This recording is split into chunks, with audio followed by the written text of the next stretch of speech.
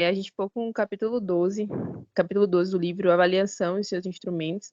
O grupo é composto por mim, Bianca Bueno, Thalita e Trícia. Pode passar, Thali.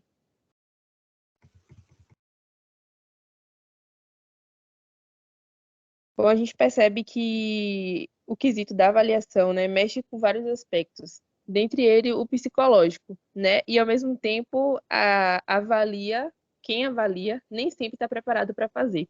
Então, quando ele vai trazendo essa questão da avaliação, o autor traz no texto, logo no início, que o resultado para uma boa avaliação, né, está em três fatores primordiais, que é a concepção da avaliação, a prática pedagógica e o instrumento da avaliação, que é sobre o que a gente vai discorrer hoje. Então, em virtude da concepção de precisão e do caráter lógico, a maioria dos professores tem na matemática o instrumento que sempre predominam foram provas. Então, a maioria das pessoas focam nisso, de que a prova, aquela prova escrita, é o maior critério para avaliação. E o texto, ele vai desconstruindo isto, que não só está na lista de exercícios, mas tem outros instrumentos que podem servir também para avaliar o aluno, seja ele jogos, brincadeiras, ou até no ambiente exterior à sala de aula. E através desses instrumentos, eles podem fazer uma releitura e conseguir avaliar o aluno. Pode passar, Tati. Ele vai trazendo o chamado contrato didático. Esse contrato didático é basicamente um acordo, né? Um comum acordo entre o professor e o aluno que vai estar sendo avaliado. Só que, por mais democrático que seja, né, que é importante que o aluno saiba quais instrumentos serão utilizados para avaliação, os objetivos também já sejam acordados, o professor ele não deve achar que o que foi dito inicialmente foi apropriado pelo aluno de imediato. Então, essa crença faz com que o professor se frustre por não obter o resultado esperado do aluno. Então, os acordos, eles precisam ser relembrados ao longo do processo didático, discutidos e até retornados pelo professor em diversas situações. Porque, por mais que democrático seja esse contrato didático, o professor é quem vai determinar quais são as opções e, ao longo do tempo, ele tem que deixar aberto para que possa ser negociado. Até porque vão ter alunos que vão ter mais dificuldade do que outros. Então, quando esse contrato ele é, de certa forma, moldado ao longo do processo de avaliação, fica mais fácil para ter um resultado, ter um melhor êxito no que eles vão fazer. Pode passar. E aí entra realmente os instrumentos de avaliação, né? Que as minhas colegas vão discorrer um pouco mais sobre isso.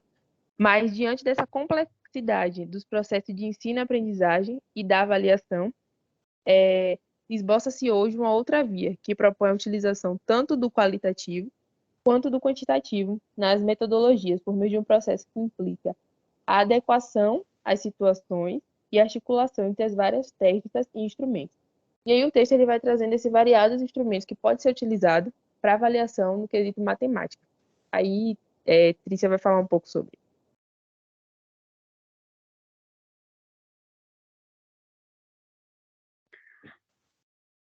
Boa noite. Agora eu vou falar um pouco sobre a importância da diversidade dos instrumentos. Em qualquer instrumento de avaliação, temos alguns aspectos a que precisamos estar atentos. A escrita, a oralidade, o desenho, pois cada aluno dá preferência a uma dessas formas de comunicação. Os materiais que fazem parte dos instrumentos de avaliação podem provocar algum tipo de inibição ou rejeição se forem utilizados, por exemplo, palavras cujos significados os alunos não conhecem ou se tiverem a necessidade de utilizar objetos que não manipulem com facilidade. Ou seja, os diferentes tipos de instrumentos de avaliação eles precisam considerar, dentro dessa turma, a diversidade que essa turma tem. Porque alguns alunos eles vão se identificar fazendo prova, outros seminários, outros vão se identificar melhor com atividades que demandem habilidades criativas. Então, é importante que o professor ele utilize essa avaliação de forma justa e diversificada. E assim ela não vai beneficiar somente um tipo de conhecimento em detrimento dos outros. Pode passar, Thalia, por favor.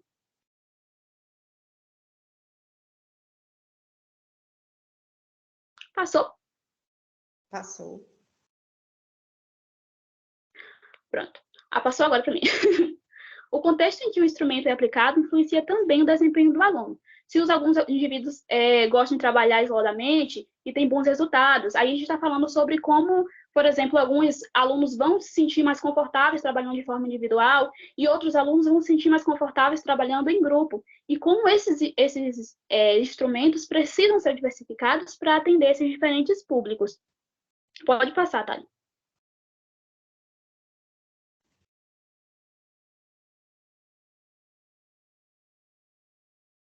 Existe um melhor instrumento? Não há um único instrumento de avaliação que dê uma resposta completa e precisa do processo de aprendizagem dos alunos. Existem condições subjetivas que podem ocorrer. A dificuldade de escolha de um instrumento de avaliação depende do contexto de realização e das variáveis que interagem, dos aspectos sociais, emocionais e do ambiente pedagógico. Os alunos reagem diferentemente perante os mesmos instrumentos porque divergem da maneira como os interpretam e como os aceitam. Mais uma vez, a gente vê a necessidade de compreender a realidade da turma, identificar em quais contextos este ou aquele instrumento se aplicaria melhor. Além de ser importante também considerar esses aspectos que ele fala, sociais, emocionais e físicos da turma. Então, resumindo, a resposta é: não existe um melhor instrumento para avaliar, mas existe um melhor instrumento para determinado contexto. Pode passar, Thalia, por favor.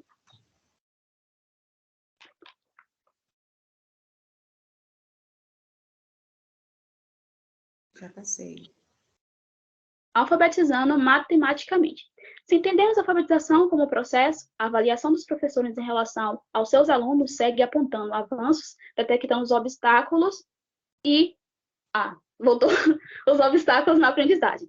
Na educação infantil, nas séries iniciais do ensino fundamental, em relação à matemática, o professor deve proceder da mesma forma, ou seja, identificar avanços e obstáculos na aprendizagem. A alfabetização matemática consiste, ou seja, o objetivo é preparar a criança para ler e escrever a linguagem matemática, ou seja, interpretar os símbolos, os sinais, os signos, ter noções básicas de matemática, ou seja, diferenciar números de letras, identificar também as dificuldades que os alunos estão apresentando, a fim de corrigir possíveis falhas de aquisição de conhecimento matemático. Então, você observa a turma e percebe, olha, eu acho que está tendo um problema. Será que essa criança apresenta algum tipo de descalculia? E nesses anos iniciais, você pode trabalhar a matemática, primeiro com isso, levando a criança a entender a diferença entre números e letras, ensinar a questão de quantificar grande, pequeno, muito, pouco. E depois você pode avançar para uma coisa mais de quantos cadernos tem, quantos biscoitos você tem, quantos meninos tem na turma, quantas meninas tem na turma. E esses conhecimentos de raciocínio lógico, ele vai servir para que o aluno domine esses conceitos mais básicos, para que quando chega os conceitos mais avançados, ele consiga compreender também. Além do que o conhecimento matemático, ele também vai auxiliar os estudantes nas demais áreas do conhecimento. Pode passar, Thalia, por favor.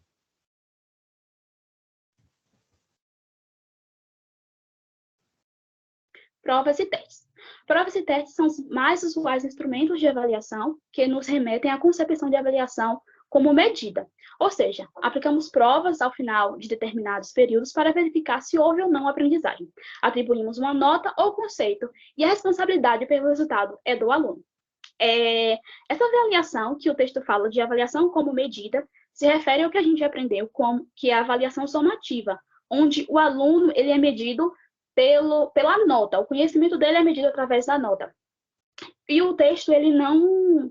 Como é que eu posso dizer? Ele não desconsidera esse instrumento avaliativo. Ele propõe que ele seja ressignificado. Então, a ideia é que esse instrumento ele seja visto de uma forma mais leve, que essa prova não tenha tanta pressão como se o aluno fosse ser medido a partir daquilo. Uma crítica que a gente faz, como é que diz, a partir dos nossos conhecimentos, das nossas vivências na sala de aula, é que a gente percebe que tem professores que eles produzem provas que objetivam que o aluno erre, que o aluno vá mal na prova, como se isso fosse prazeroso para o professor. E o texto ele diz também que isso não é pedagógico e nem didático. Não há construção de conhecimento quando você não é coerente com a forma que você avalia e com a forma que você ensina. Ou seja, os seus métodos de avaliar precisam ser coerentes com aquilo que você ensinou. Se você faz uma prova para 30 alunos e a maior parte erra, o problema não está no aprendizado do aluno. O problema está nos métodos que você utilizou para ensiná-los. Pronto, pode passar. Pronto, Trícia. Oi, tá me ouvindo? Sim, Thali. Estou te ouvindo.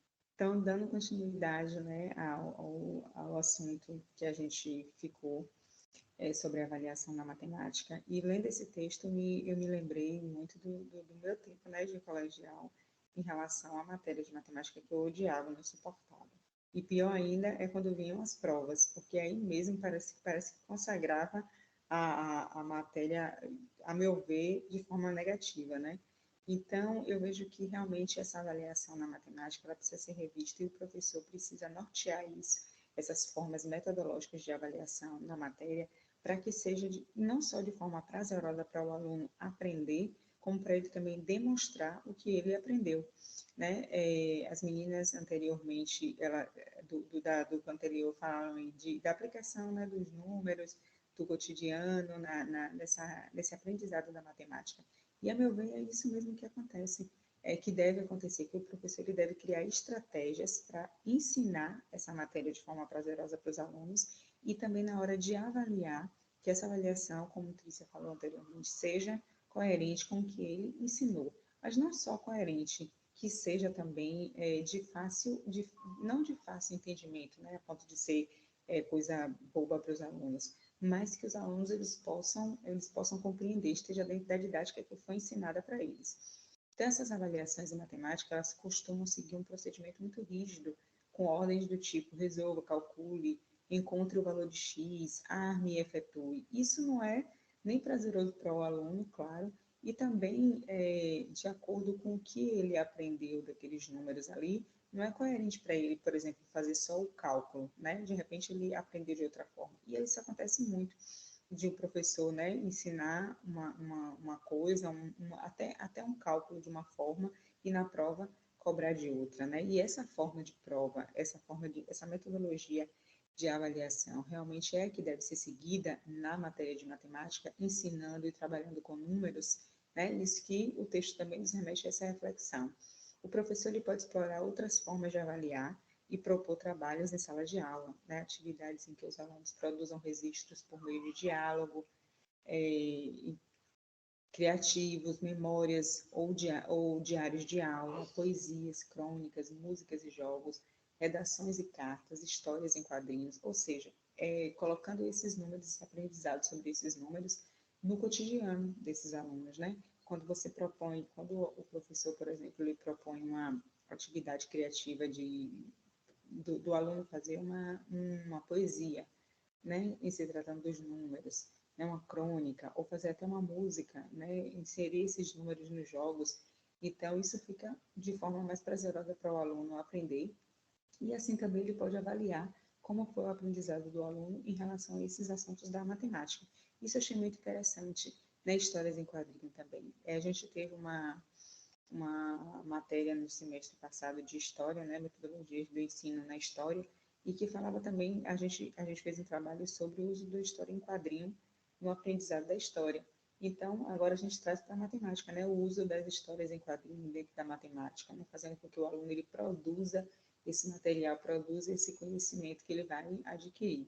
Então, isso é muito, e eu acho muito interessante isso de propor essas atividades para poder avaliar o aluno não só as provas e testes, né? Isso são outros instrumentos de avaliação.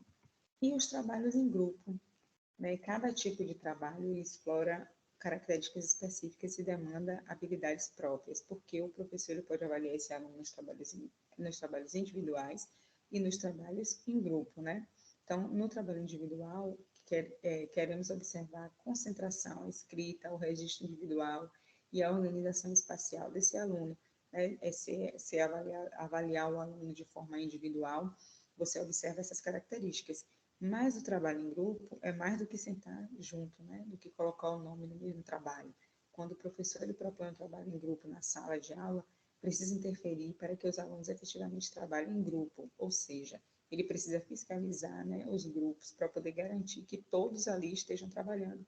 Porque o que acontece mais é formar o grupo, principalmente quando a turma é grande. Quando a turma é grande, tem o benefício que você tem, que você pode dividir a turma em mais grupos para fazer com que todo mundo participe.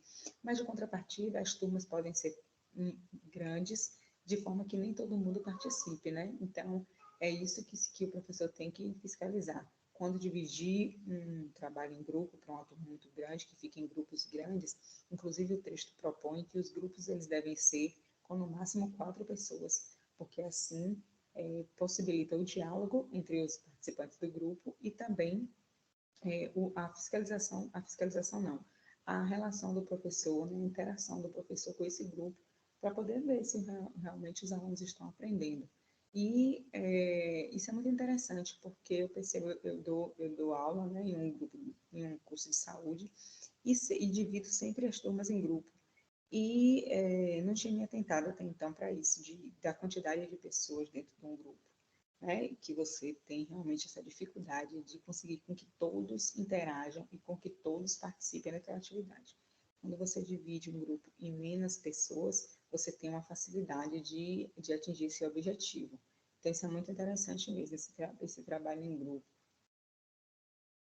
E, para terminar, ele fala que o texto nos leva a essa reflexão, como eu falei, né, da metodologia utilizada para avaliar esses alunos. E ele fala que o professor, né, ele deve procurar aprimorar cada vez mais seus conhecimentos a respeito das dificuldades que envolvem a aprendizagem na matemática. Trícia falou anteriormente, né, quando você tem uma turma com 30 alunos, você faz uma avaliação e os 30 vão mal, é porque, né, de certa forma, essa metodologia ela tem que ser revista, porque ou se for um método de ensino, ou se for um método de avaliação, mas isso o professor ele precisa estar atento para poder rever essas questões e reformular essa metodologia para fazer com que os seus alunos aprendam e principalmente com que eles possam transmitir isso na hora da avaliação. E além disso, deve aguçar, né, sua sensibilidade para ver os alunos em diferente ângulo, com habilidades diferenciadas. Então, a maioria dos alunos, eles têm uma dificuldade no aprendizagem da matemática. E o professor ele precisa ter um olhar atento, o texto fala isso, precisa ter essa sensibilidade para ver que esses alunos eles têm diferentes formas de aprendizado e diferentes formas de dificuldade também, né? Que o aprendizado dessa matemática é uma dificuldade para a maioria dos alunos. E o texto propõe que o professor ele esteja atento a isso, né?